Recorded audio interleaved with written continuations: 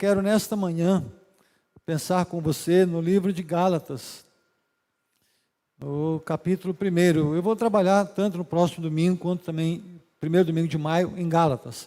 Então hoje é um panorama, uma introdução, mas já quero abordar alguns valores com cada um de vocês aqui.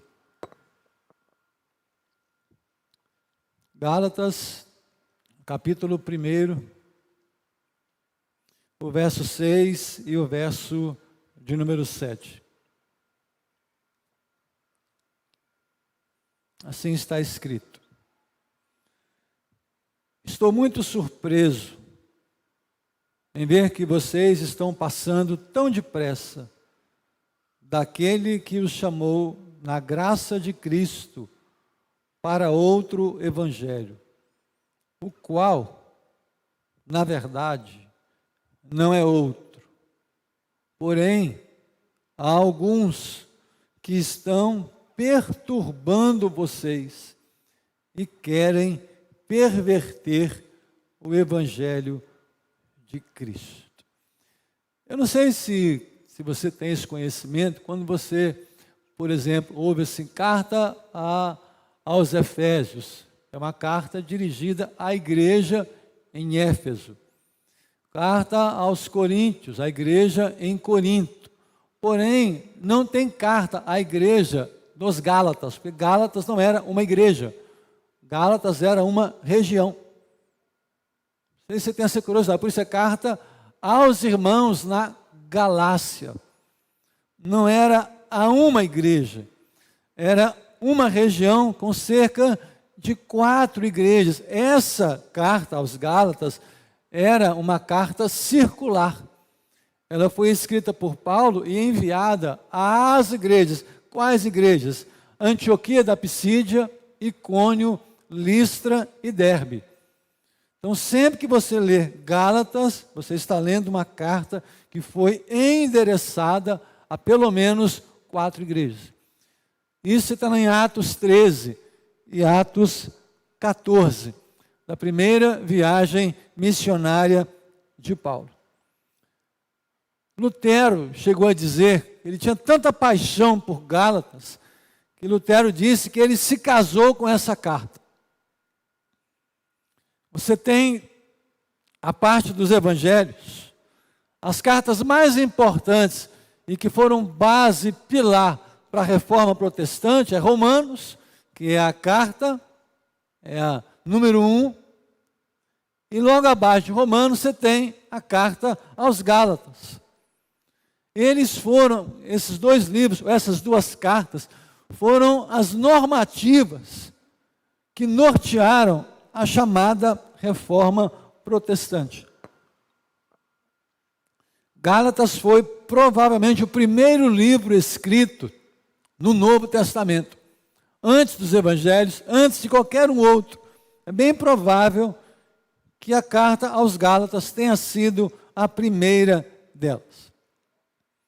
Ela é também chamada a carta da declaração da independência de Cristo. Por quê? Paulo tinha sérios problemas já no começo da igreja.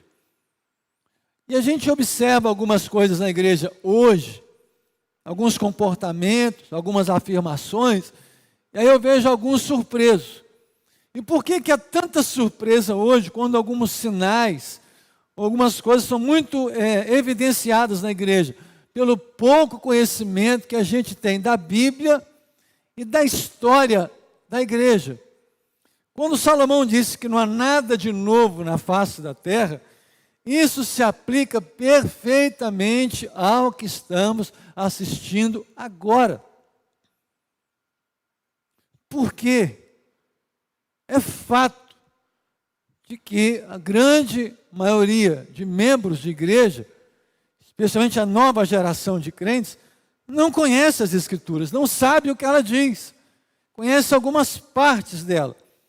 E é um desafio gigante, eu vou tratar disso ao longo da palavra, a gente colocar de novo as Escrituras no local que ela sempre esteve, que é no centro de um culto.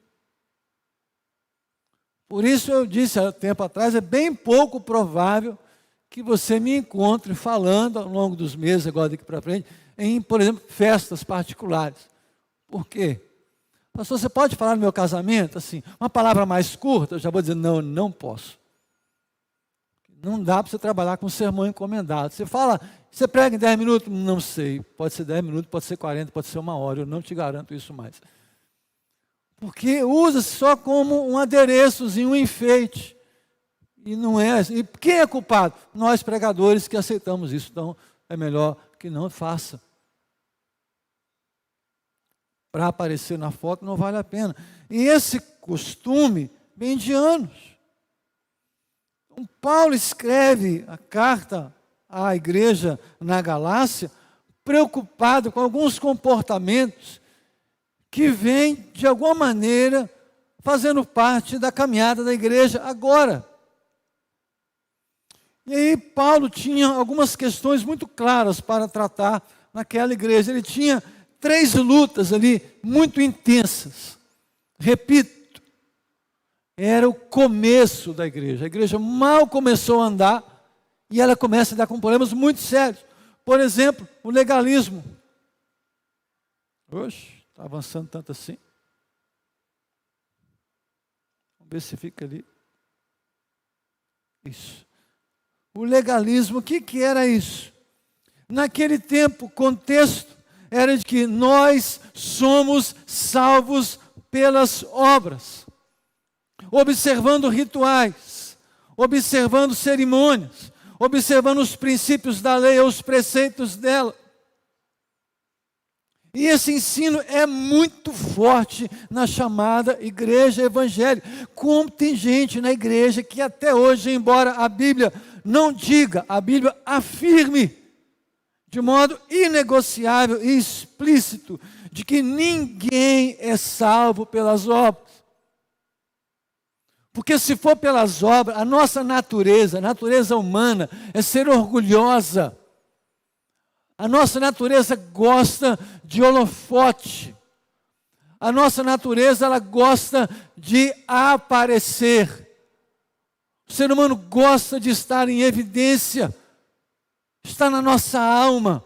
Criança tende a fazer de tudo para aparecer. O ser humano é assim, desde a mais tenra idade, ele mostra isso. Então, se o homem fosse salvo pelas obras, ele seria insuportável e ele iria desprezar a Deus. Por isso que a Bíblia diz, não vem das obras para que ninguém se glorie, conte marra. Então, querido, falo isso há 25 anos pelo menos. Aquela pessoa, aquele senhor, aquela senhora que você conheceu, que a vida inteira, desde novinho, dava tudo que tinha para os pobres, ajudava todo mundo, era bonzinho. Será que Deus não tem um lugar para ele no céu? Não. Se não confessou os seus pecados, se não se reconheceu pecador, se não teve um encontro com Cristo, ela vai para o inferno com todas as boas obrinhas que fez a vida todinha dela. E o sangue dela será cobrado de nós, porque como acreditamos nessa mentira, não evangelizamos e não falamos do pecado dela. E essa conta é nossa, de uma igreja que é muito palatável para a igreja ou para o mundo de hoje. Pela graça sois salvos por meio da fé. E isso não vem de vós, é dom de Deus. Não vem das obras, para que ninguém se glorie. A Bíblia que diz. Aí a gente ouve aquelas coisas. Mas será que Deus não tem um lugar no céu para... Não, Deus tem um lugar no céu para todos. Para todos que se converteram, que nasceram de novo. Não se conforme. Não se console com a mentira. Essa conta a igreja está devendo ao longo dos meses, dos anos, das décadas. Isso precisa ficar claro. E havia uma outra questão com o legalismo muito séria, que é o legalismo na questão pessoal. É gente que se apresentava como referência. Um típico fariseu que olha para tudo e para todos e diz: se a igreja fizesse como eu faço, fariseu, legalista, acredita que ele tem a solução para tudo, ele é o espelho para tudo, ou ela, quando se esquece que o nosso padrão é Jesus. Sempre que a sua alma, e eu falo também para mim, quando a nossa natureza carnal, pecaminosa, egoísta, tentar se exibir e subir num degrau e apontar para si mesmo e querer que todos apontem para si, compare-se com Cristo. Se temos com que nos gloriar, nos gloriemos em Cristo no que Ele fez por nós. Ninguém aqui deve subir num altar, numa plataforma, erigir um altar para Ele e dizer: olhem para mim e sejam crentes como eu sou crente. É gente orgulhosa que faz isso. E Paulo lidava com isso. Essas pessoas não são ensináveis. Lembra que a gente falou sobre isso essa semana? É gente que não aprende. Você chega e diz: olha, é isso aqui, isso aqui. Ah, tá. Ah, mas eu penso diferente. Querido, quem nasceu de novo não pensa diferente. A vida que agora vivo, viva na fé no Filho de Deus, que por mim se entregou e morreu. Ah, mas eu tenho uma ideia diferente. Não, você não pode ter uma ideia diferente do Evangelho. Você não tem o direito de pensar diferente disso. Você pode escolher e arcar com as consequências. E no final você verá o preço disso. Então é gente que resiste ao Espírito. É gente que não entende a doutrina da graça. O legalismo é o cristianismo da aparência, da maquiagem, do cosmético. É alguém que você olha e diz: gente, fulano virou crente, mas a atitude não diz que é, o comportamento não diz que é. Hoje pela manhã eu vi um pouquinho no sermão, na minha sala, e alguém disse assim: olha, se você tem problemas com a sua natureza, de explodir, de agredir facilmente, repense o novo nascimento, porque se alguém está em Cristo, nova criatura. As coisas velhas já passaram e eis que tudo se fez novo.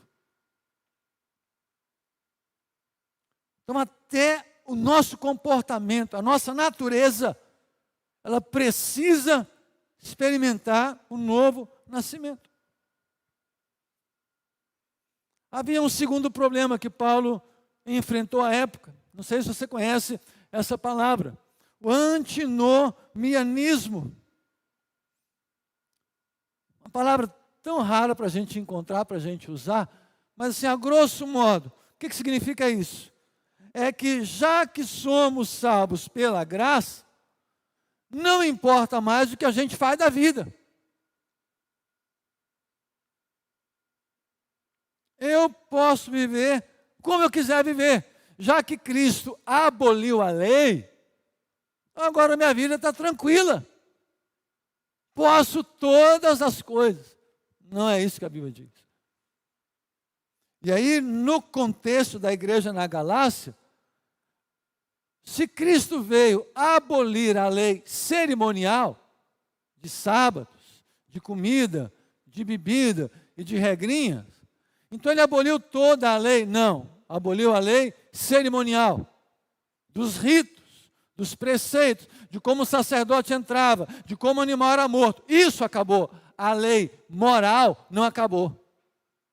E por que a lei moral, comportamental, relacional não acabou? Porque Cristo a enfatizou em Mateus 5-7, Sermão do Monte.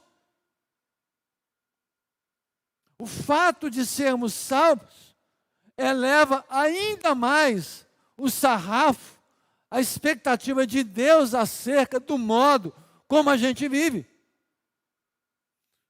O fato de termos tido um encontro com Deus exige de nós ainda mais que sejamos gente muito boa no trato com os outros.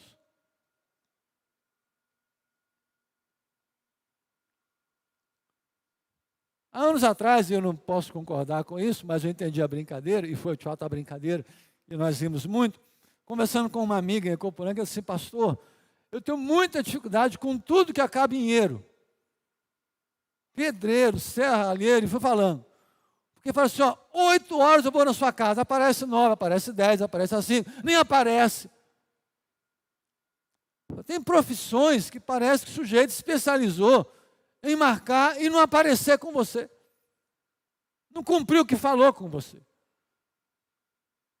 Isso não se encaixa na igreja. E é um desafio para a gente fazer isso. Então essa turma queria colocar isso, já que eu sou salvo, e eu ouvi isso há anos atrás, aqui nesse mesmo espaço, muitos anos atrás, há muitos anos, fica até velho, né? Há alguns anos atrás eu ouvi de alguém isso aqui: pastor, então nós somos uma vez salvos, salvo para sempre, é o que eu creio.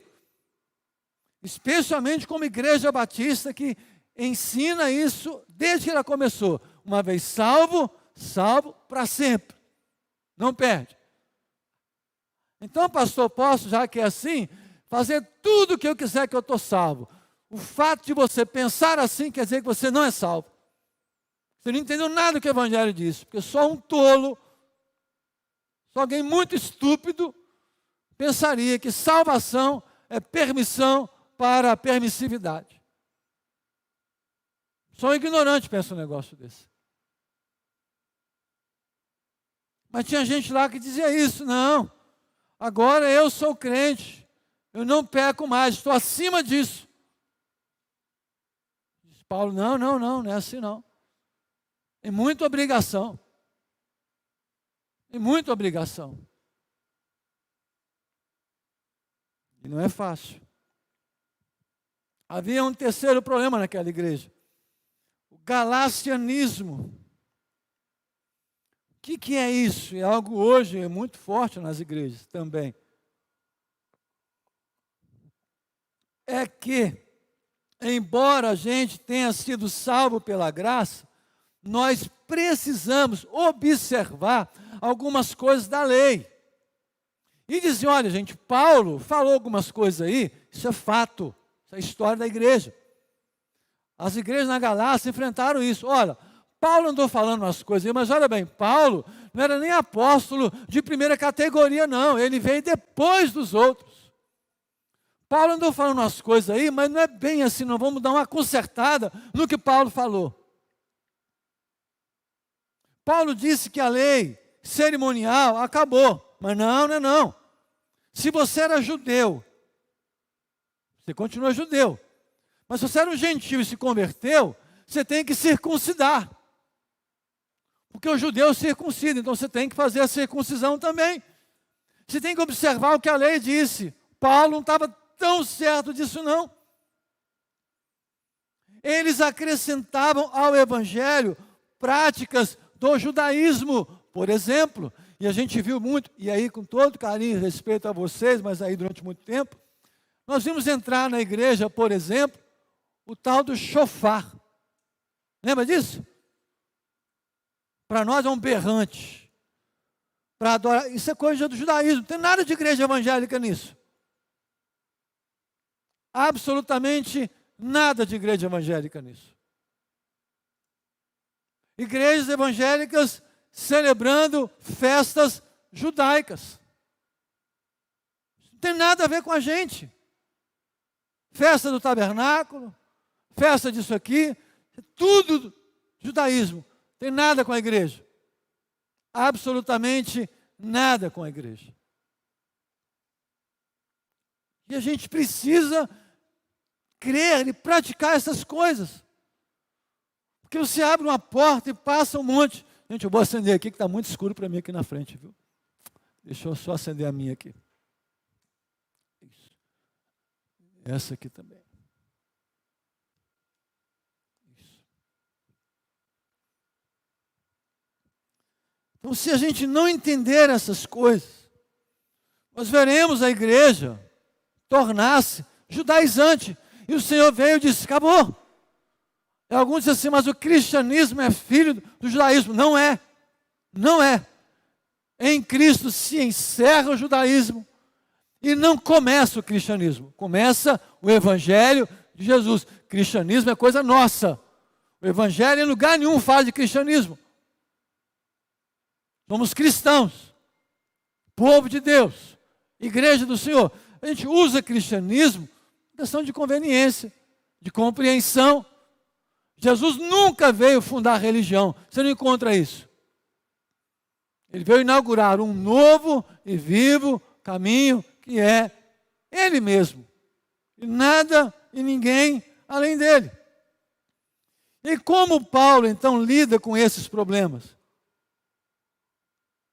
O que Paulo vai fazer então para tentar lidar? Quais são as atitudes de Paulo? Primeiro, Paulo confronta. Irmãos, é tão estranho a gente ter que lidar com isso hoje. Porque já há muitos anos há um comportamento estranho de uma igreja que não confronta nada e nem ninguém. Essa semana eu falava isso com a Nélia aqui na igreja. Estamos num tempo muito esquisito, em que embora a gente pegue a Bíblia e nela a gente encontre algumas afirmações, tem gente que é capaz de ler o que a Bíblia diz e falar, mas os tempos mudaram. Espera aí, a Bíblia é palavra de quem? Se ela é de Deus, o que diz o profeta? Eu não mudo, Malaquias 3. Tiago no capítulo 1, em quem não há mudança e nem sombra. Deus nem parece que mudou, Ele é exatamente igual. E se Ele não mudou, Ele não pode ter mudado a palavra dEle. Porque se Ele mudou a palavra dEle, Ele não é Deus. Ele não é perfeito. Se nós admitirmos por um instante só, que Deus possa ter errado, um deslizezinho só, Ele não é Deus.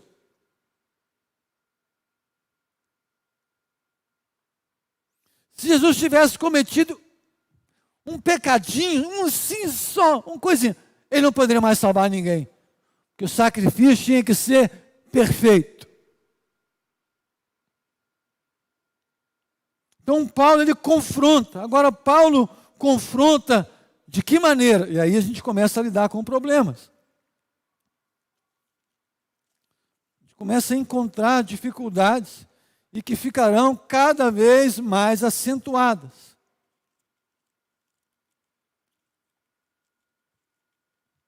Como Paulo confronta? Primeiro, confronta com convicção. Olha o que Paulo diz em Gálatas 1, o verso 1. Paulo, apóstolo, não da parte de pessoas, nem por meio de homem algum, mas por Jesus Cristo e por Deus Pai, que o ressuscitou dos mortos. Paulo se sente à vontade para confrontar o ensino errado em várias igrejas, porque ele sabia que o que ele fazia não era dele. Ele não escolheu, ele não pediu, ele não procurou, ele não era um ator na vida, ele não era alguém frustrado que fez um monte de coisa e nada deu certo. Já que nada deu certo, vou virar apóstolo então, não. Ele diz, olha, o que eu estou fazendo aqui, só estou fazendo porque foi Deus quem me colocou nesse negócio. E só quem tem convicção de chamado, de presença de Deus e de direção de Deus é capaz de virar para alguém e falar assim, olha, o que você está fazendo é errado. O que você está dizendo não é bíblico, então muda. Por isso Paulo confronta. E por que muitos não confrontam hoje? Porque não tem convicção, não é nem do chamado não. É sequer de novo nascimento.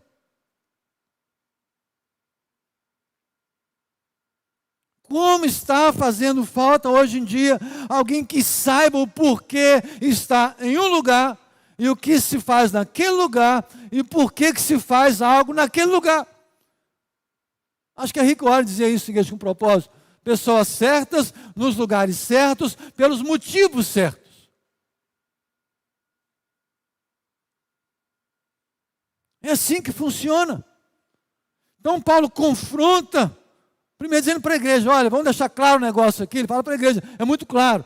Imagina Paulo, hoje em dia, em muitos púlpitos. Ele seria expulso rapidinho das igrejas, de muitas igrejas. Quem chega de deixar um negócio claro aqui para vocês. O apóstolo aqui sou eu, quem ensina aqui sou eu, e quem diz o que é certo de Deus sou eu, e vocês ouvem. Vamos esclarecer isso. É o que ele está dizendo, gente, olha, estou mandando essa carta aí porque eu sou apóstolo e vocês não são. Você imagina os dias de hoje em que toda autoridade é questionada? Nós somos capazes, às vezes, de estarmos num carro, um guarda de trânsito, um policial, nos abordar, nos pedir documento, e a gente questionar por que está fazendo aquilo. A gente não aceitar. Porque a autoridade hoje é questionada em todos os níveis. Por quê? Falta de Bíblia. Quando eu cresço, desde a mais tenra idade, questionando a autoridade, eu jamais vou aceitar a autoridade de Deus. E aí o peso que tem, desde novo, você ensinar, não só aos filhos, mas às crianças no geral, o lugar de cada um, e muito mais o lugar de Deus. Era um problema, ele confronta convicção. Em segundo lugar, Paulo confronta pela palavra. Segundo os Coríntios 13, 8, porque nada podemos contra a verdade, senão a favor da verdade. Queridos, entenda, já li muita coisa, psicanálise, psicologia, de comportamento. Espero poder voltar a clinicar em algum momento. Mas eu ainda tenho muita dificuldade quando vejo grupos de aconselhamento, chamados cristãos, que não usam a Bíblia como referência para aconselhamento. É contraditório. Qual é o problema do ser humano, de toda a raça humana, desde Adão, na sua queda, até hoje? Pecado. Qual é a solução de Deus para o pecado? Jesus, o Evangelho. E nós queremos tratar o câncer que toma conta da sociedade com band-aid, com dipirona, com paracetamol, com autoajuda, com confissão positiva, com vamos lá, você consegue. Não, o seu problema é pecado. O pecado te cegou. O pecado não te deixa ver Deus. E Paulo diz, olha, nada podemos contra a verdade, senão a favor dela. Ou seja, o que está escrito, obedeça. E a única maneira de saber que o Evangelho dá certo, só tem um jeito, praticar. Provai e vede que o Senhor é bom. Ouça e pratique a palavra. Primeiro Paulo confronta, e na mesma ideia. Depois ele corrige. Agora, como que Paulo corrige? Por meio do ensino. Irmãos, de todo o coração. 25 anos como pastor e quase 30 pregando. Nós estamos assistindo, para quem se preocupa com isso, uma completa desconstrução do lugar do púlpito em uma igreja. Nós estamos arrancando o que era um pilar inegociável da igreja, que era o Evangelho, a pregação. Estamos trocando isso por um monte de coisas que não deu certo. Se você quiser sugestões, por exemplo, leia Com Vergonha do Evangelho. John MacArthur escreveu, falando de Jonathan Edwards, que há 400 anos quase, Jonathan Edwards já dizia, estou muito preocupado, por exemplo, com os teatros na igreja.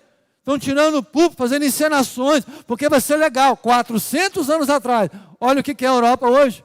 A Europa é berço do islamismo. A Europa hoje já está na pós-modernidade. Inglaterra hoje está se tornando um país muçulmano. A França ri do Evangelho. A Europa antiga, o que mais cresce lá são mesquitas. O islamismo está dominando a Europa. Há uma colônia islâmica gigantesca, próxima às cataratas do Iguaçu, sul do país, a maior da América, está ali. Estão comprando igrejas uma após outra, transformando em mesquitas. E sabe um dos valores que eles têm? Ensino, ensino e ensino. Vá numa mesquita e veja quanto tempo eles gastam cantando e quanto tempo eles gastam ensinando. Vá numa faculdade de formação de líderes islãos. E vá numa faculdade que está formando pastores hoje em dia. E você verá uma gigantesca, abissal diferença. Os camaradas são bons no que eles fazem. O ensino precisa voltar para a igreja. E para que você tenha ensino, você tem que ter preparo. Não se faz experiência em igreja. Não se faz experiência em ministério de igreja. Pastor, dê uma oportunidade. O irmão gosta tanto de falar. Dá uma oportunidade. Não, não existe oportunidade na igreja. Existe chamado, vocação e dom. O Senhor te chamou para isso, então se prepare, afie ferramenta, vai estudar, vai se qualificar e depois exerça o seu chamado. Você acha que a Águia Branca vai contratar alguém que acabou de pegar a habilitação e vai entregar um ônibus na mão de um motorista que acabou de pegar a habilitação? Não, ele vai ser treinado. Tem que ter X tempo de carteira, porque tem pelo menos 40 vidas na mão de um motorista. Um grande avião chega a ter 400 pessoas ali dentro. Você acha que quando acabou de pegar um brevet dele, ele vai dirigir um grande avião? Não vai pilotar um grande avião, porque é perigoso. Mas a igreja tem feito isso ao longo dos anos, botando gente que não sabe nada do Evangelho, para dar uma oportunidade. Olha o resultado chegando. Olha a colheita que estamos tendo. Isso é óbvio, gente. Falo isso, eu converso sempre com o Carlos, está sempre junto conversando. Eu tenho muito receio, se não for por obra do Espírito Santo, os pastores que virão vão sofrer demais da conta, porque vão pastorear gente que nem crê que a Bíblia é a palavra de Deus. O que hoje está implícito, daqui a algum tempo estará explícito. Entretenimento é o oposto da graça.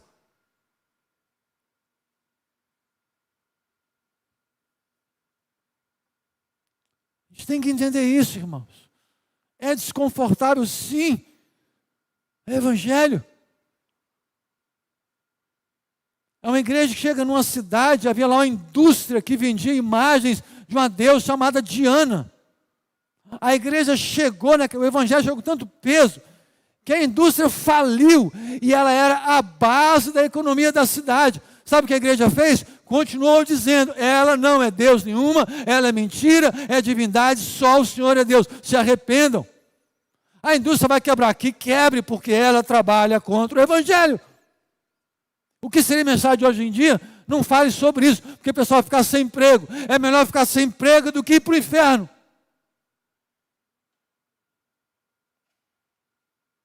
Isso não é agradável de se dizer.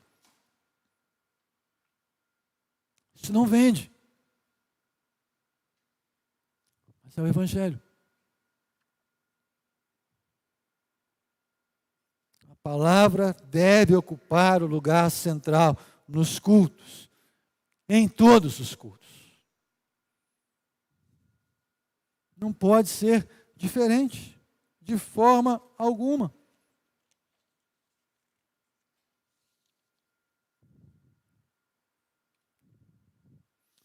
Paulo tinha uma questão com aquele povo. Não está batendo a minha com essa dali não, mas vai aparecer. Foi avançando?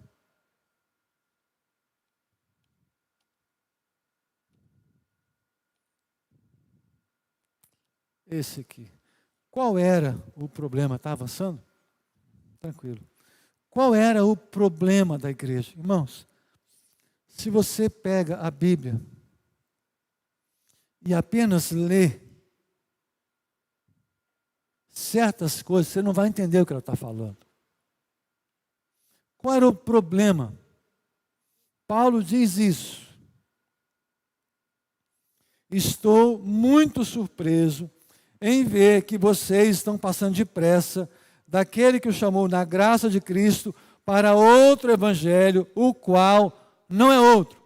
Paulo diz, olha, vocês estão indo para um outro evangelho, só que esse outro não é outro. O que isso quer dizer? No português, nada. No português você não entende o que está dizendo. Se eu estou indo para outro que não é outro, é isso que ele está falando. Se for para outro, mas esse outro não é outro. Então o que Paulo está dizendo ali para aquela igreja? Ixi, tomara que fique aí quietinho. Então olha, vocês estão indo para outro evangelho que é diferente do evangelho que vocês ouviram. Vocês estão indo para uma direção que não é uma ampliação do entendimento, uma maior compreensão, não. Vocês estão indo para um lugar totalmente oposto. Vocês não estão indo para cá e subindo um degrau e aprendendo mais, não, não. Vocês estão indo na direção contrária, estão fazendo tudo o que o Evangelho falou para não fazer. É o que Paulo está dizendo, gente, percebam a maneira como vocês estão vivendo aí na igreja, na Galácia, não é uma forma elevada, é uma forma deturpada. Não é isso o Evangelho. Não é, deixa eu coloquei ali, de maneira, um novo entendimento, vou repetir, não é uma nova compreensão, uma melhor compreensão, é uma compreensão errada. Vocês estão negando o Evangelho, estão reescrevendo por conta das conveniências. Fiquem atentos, o que está sendo dito para vocês não é Evangelho não, embora pareça. Não é assim que a gente fala? Você ouve música evangélica? Ah, eu só ouço música evangélica. O que é música evangélica para você? Porque ela fala de Deus? Isso torna uma música evangélica? O fato de alguém abrir a Bíblia e pregar, quer dizer que o sermão é evangélico? Não. Jim Jones, chamado pastor do diabo, que levou muitos a morrer na Guiana, há anos atrás, usava o evangelho, abria a Bíblia, se reunia para adorar a Deus e levou todos a cometerem suicídio. Inclusive chegou a matar a autoridade americana, um deputado ou um senador, se não me engano. Em nome de Deus. Em nome de Deus se fizeram as cruzadas. Em nome de Deus estabeleceu-se a Inquisição. Em nome de Deus inocentes foram mortos. Cuidado, o fato de alguém cantar, por exemplo, Deus, pode ser que nem crê que Deus exista. Muito cuidado com isso. Você se lembra dos crentes de Bereia? Quando Paulo disse, olha, aquela turma era nobre. Quando a Bíblia diz, eles eram nobres. Por quê? Ouvindo o Evangelho, eles iam para casa examinar se aquilo era verdade. Consegue imaginar alguém ouvindo o apóstolo Paulo pregar? Vou usar o seu lado bom hoje, está dizendo? Sempre te pego para o pesado, né? Então o Zen ouve o apóstolo Paulo pregar, ninguém menos que Paulo. Aí o Zen vai para casa, a Tanara fala assim, Zen, vamos almoçar? Não, primeiro eu quero ver se o que Paulo falou é verdade segundo a Bíblia. É nesse nível que Paulo vivia. Acabava o culto. Gente, reunião agora, para quê? Senta aqui, mulher, vamos ver se esse negócio é Bíblia mesmo. Paulo disse, eles eram nobres. Examinavam se eram verdade. Eu estou indo para a igreja para ficar arrepiado, para sentir algo legal no culto. De onde surgiram essas coisas? Da carne. Da carne. E aí a terceira questão. Perturbadores e pervertedores. Gente que perturbava. O que é alguém que perturba? A palavra é taraço. Alguém que perturba, alguém que agita, que desequilibra, que lança confusão. Em Atos 17:8, São os judeus tessalonicenses que perturbavam o povo da cidade sobre Paulo. E eles ficavam o tempo todo, gente, olha, não dá ideia para o que Paulo está falando não, o tempo todo querendo desconstruir Paulo diante da igreja na Galácia.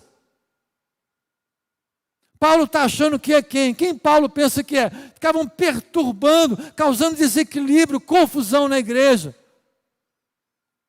Não só quem já viveu conflitos, quem já viu conflitos em igreja, sabe o quanto a paz numa igreja faz bem.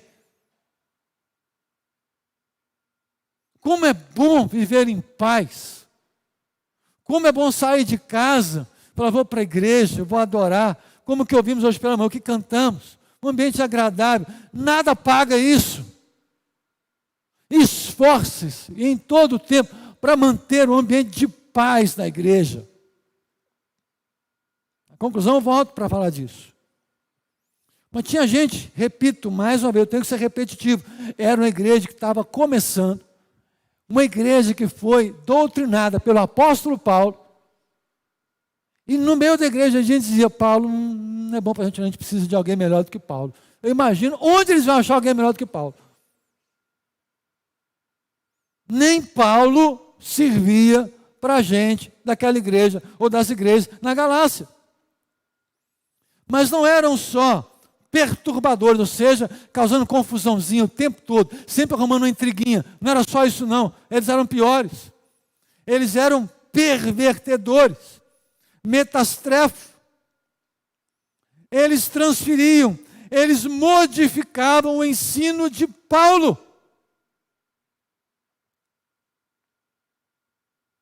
Você consegue imaginar isso? Olha, Paulo falou algo, esquece o que Paulo falou, faz o que eu estou falando. É nesse nível que aquela igreja operava. E aí Deus manda Paulo escrever uma carta para consertar o problema. Você tem ideia, irmãos, da importância de que uma igreja tenha, não só o pastor ou os pastores da igreja, de uma liderança, de uma membresia madura e adulta no conhecimento da palavra.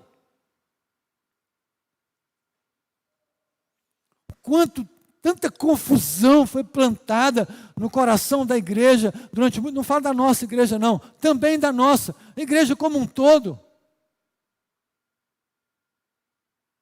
Um colega um dia me perguntando sobre igreja, falou, Roberto, você teve algum dia na igreja o negócio ficar assim tão feio, ter que sentar e pegar estatuto? Eu falei, olha, se algum dia, no ministério que eu estiver que sentar e pegar estatuto para me corrigir, na mesma hora eu entrego, eu saio, não tem nem reunião, não tem nem conversa. Não tem nem conversa. Que qualquer estatuto tem que estar embaixo, debaixo, muito abaixo das Escrituras. A igreja institucional tem que estar abaixo, muito abaixo, da igreja espiritual, do corpo de Cristo. Se eu preciso de um papel que não seja a Bíblia para promover a ordem na igreja, a igreja está perdida. Paulo disse, vocês lembram que começou conflito na igreja em Corinto? Paulo falou que, gente, não tem ninguém espiritual nessa igreja para promover a paz, não. Vocês estão indo para a justiça, advogado, brigando. Não tem ninguém espiritual nessa igreja, não. Corinto, igreja nova. Por que eu apelo para as regras do homem? Porque me falta unção espiritual e autoridade. E às vezes, humildade diante de Deus. O problema. Eram agitadores. Depois eu vou detalhar um pouco mais sobre isso. E eles tinham características, e o Paulo, no capítulo 3, diz algo sobre eles. Paulo usa adjetivo, e essa é a ideia na palavra. Ixi, tá?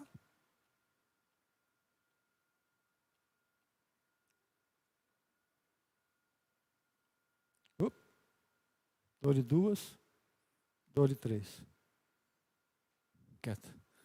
Paulo chama aquela turma encantadores, feiticeiros, hipnotizadores, essa é a palavra.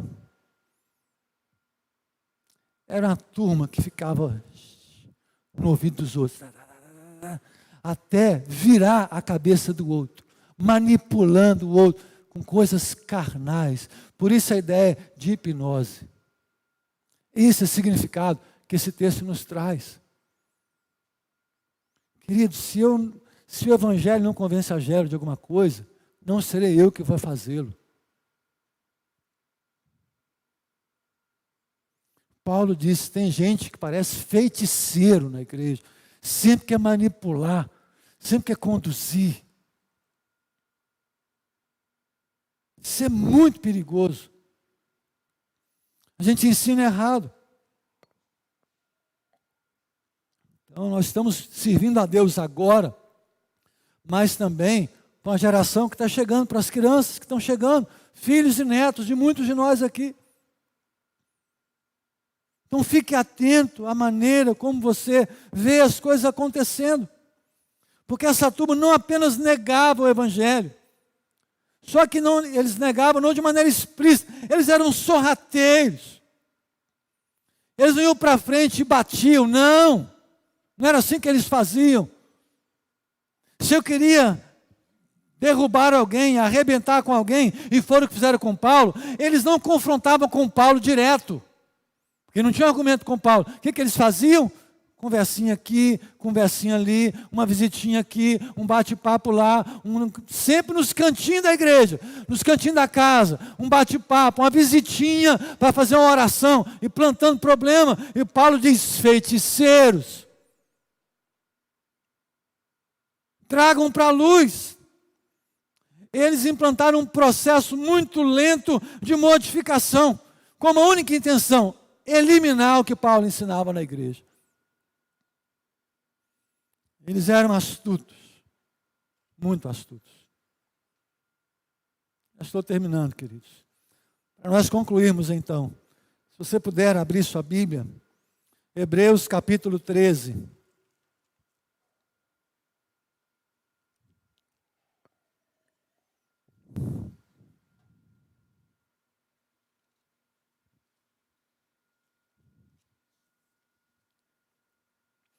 Hebreus 13, verso 17.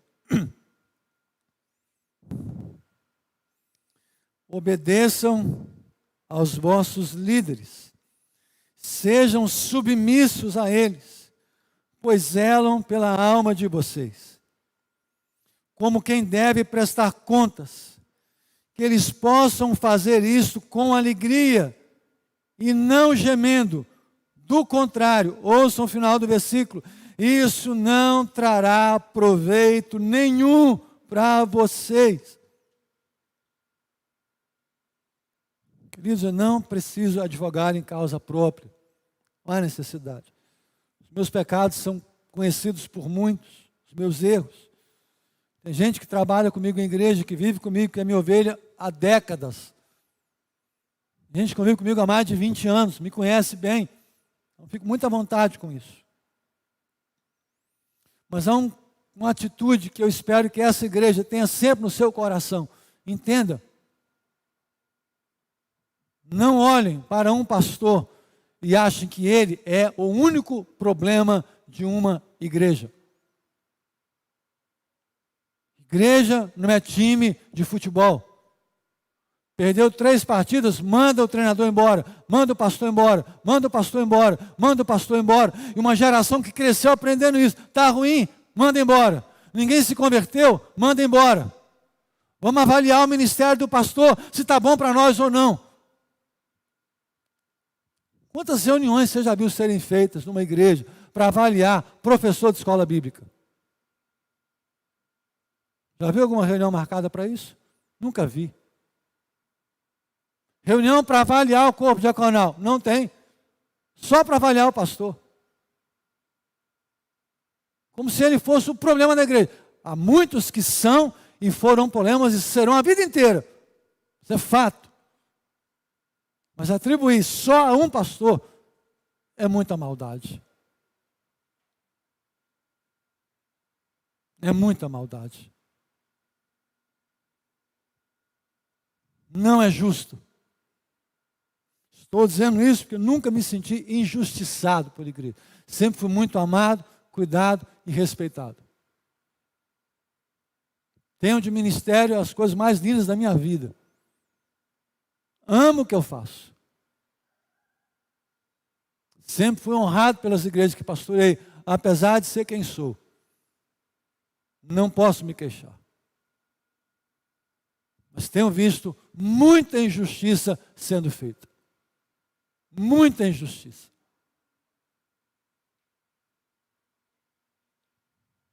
Líderes sendo colocados para fora por gente mundana, carnal, cheia de pecado. Mas que com elas ninguém mexe, porque não pode mexer nelas. Isso não é justo. Que nossa igreja cresça saudável. Então não pode conversar? Deve conversar. Não pode sugerir? Deve sugerir. Ninguém lidera sozinho. Tem que saber os lugares. Não é bom. Hebreus 13, 17. Não trará proveito nenhum. Segundo texto, Apocalipse 22, 18 e 19.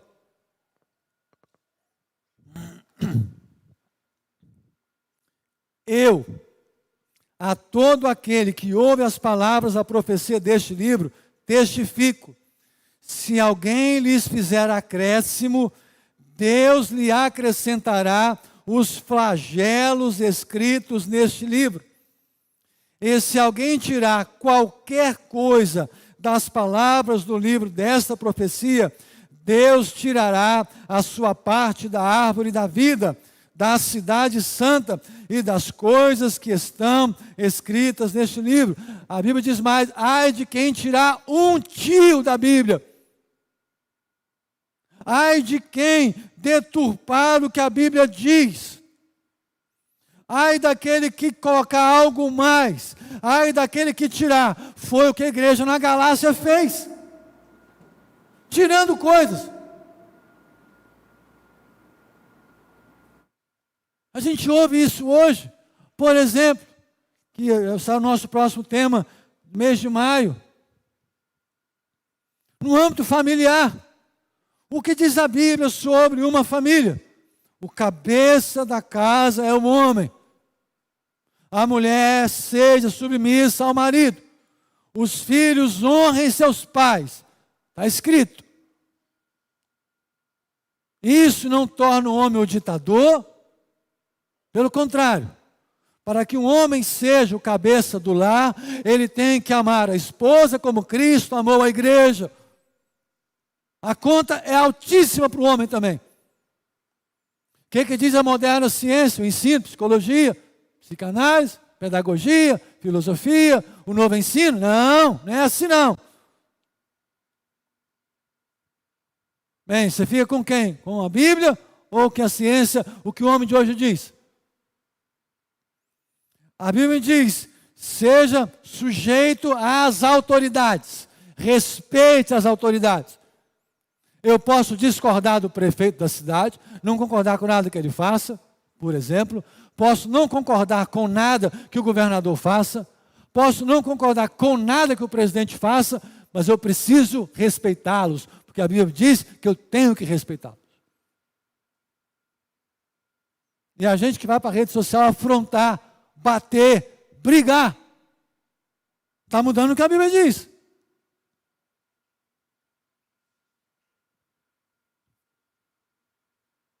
Ai de quem mudar o que está escrito aqui. Irmãos, levem isso muito a sério. E aí, então eu concluo.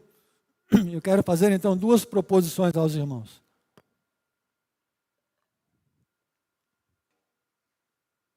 A primeira delas, uma pergunta: qual é a fonte de autoridade sobre a sua vida?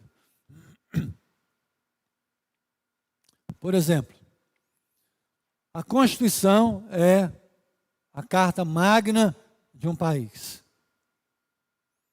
Todos nós, como cidadãos, estamos sujeitos à Constituição.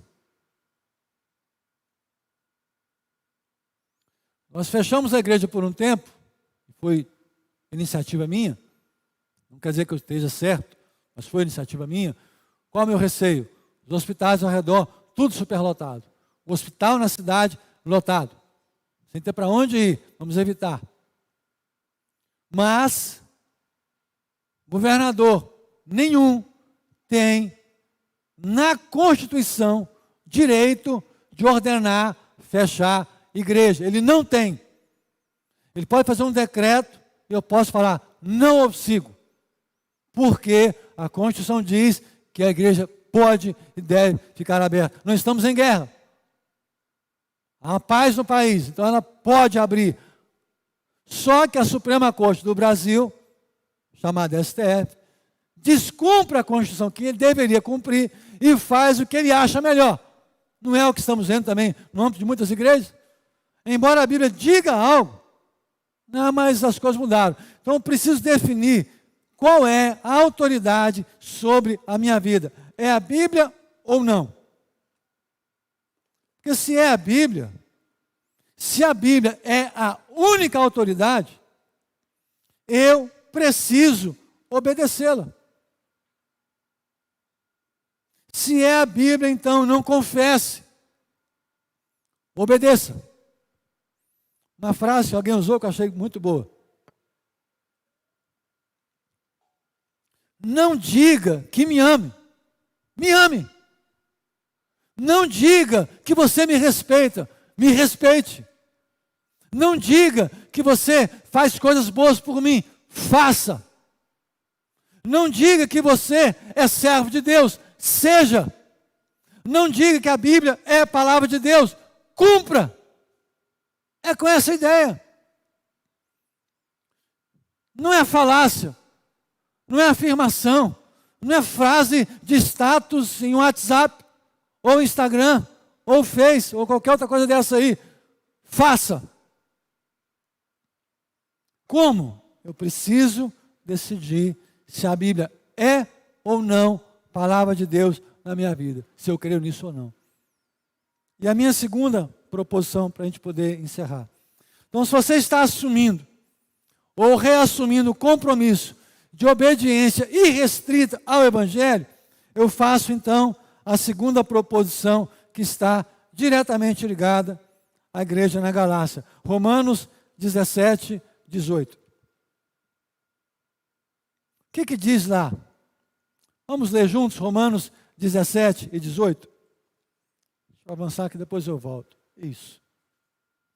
Romanos 17, verso 17 e 18.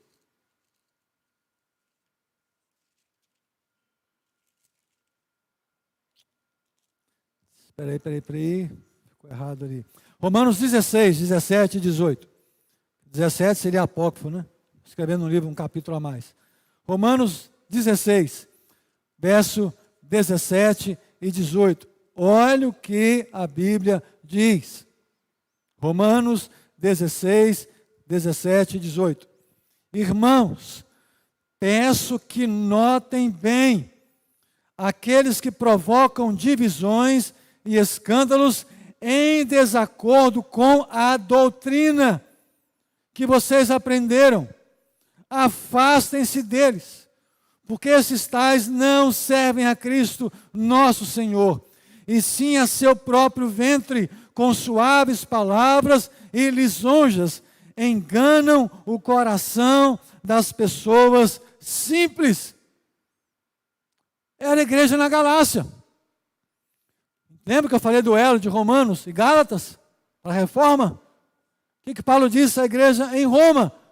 Fique esperto, fique atento com gente que está sempre promovendo divisão, está sempre querendo ensinar de modo contrário à Bíblia. Fique atento a gente assim, porque eles não estão ajudando. O que a Bíblia diz? Se afaste. Não tenha contato com gente que promove divisão na igreja. Não tenha contato. Tiago, você viu que o Carlos pregou domingo lá? Não concordo com nada. Pastor, vamos fazer o seguinte, vamos esquecer essa conversa aqui? Fala com ele. Comigo não. Na minha casa eu não quero que você fale isso aqui não. Então você fala, sabe, corta. Corta na raiz. O que a Bíblia diz? Se afaste de gente assim. E por quê?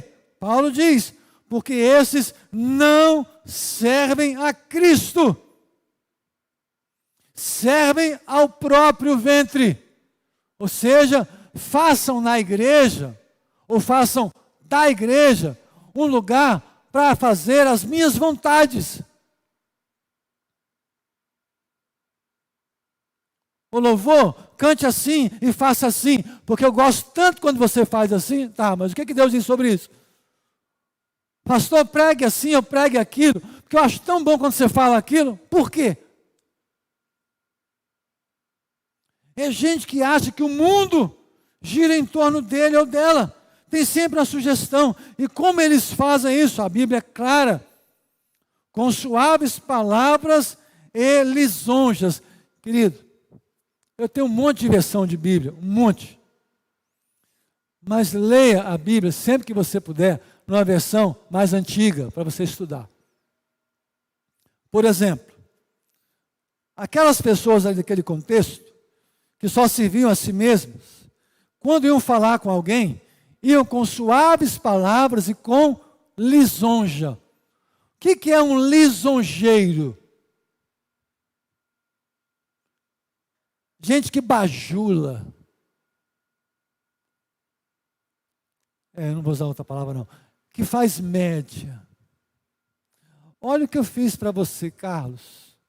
Lembrei de você essa semana, rapaz. Estava lá. Aí vim aqui te ver. Como é que você está? Eu vi a Helena, como sua filha está bonita. Eu vi a Géblia cantar. Que bênção, Carlos. Mas você notou que o pessoal da recepção foi meio mal educado? Você notou? Você deve ter notado, eu sei que você notou. Sabe? É gente muito ruim. Que é incapaz de ser sincero. Está sempre dando um jeitinho de plantar problema. Se numa empresa, tem gente que tem funcionário, fiquei feliz com o número que você falou. Se é um só na sua empresa assim, vai acabar com a sua empresa. Demita, manda embora, porque vai contaminar todo mundo. Sabe, esse negócio é muito perigoso. Isso na igreja é perigoso.